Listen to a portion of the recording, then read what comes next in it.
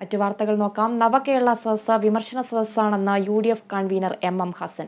പ്രതിപക്ഷത്തെയും മാധ്യമങ്ങളെയും വിമർശിക്കാനുള്ള വേദിയാക്കി നവകേരള സദസ്സിനെ മാറ്റുന്നെന്ന് പരിപാടി political ക്യാമ്പയിനാണെന്നും MM Hasan പരിഹസിച്ചു. 7 ലക്ഷം ഫയലുകളാണ് സെക്രട്ടേറിയറ്റിൽ പരിഹരിക്കാനുള്ളതെന്നും അത് നോക്കാനുള്ള ഉദ്യോഗസ്ഥരെ കൂടി സദസ്സിൽ കൊണ്ടുപോയിരിക്കുന്നെന്നും വിമർശനം.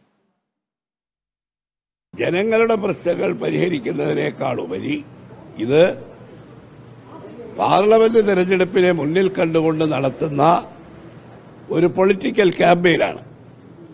മുഖ്യമന്ത്രിക്കും ഗവൺമെന്റിനും വേണ്ടി നടത്തുന്ന ഒരു PR വർക്കാണ്.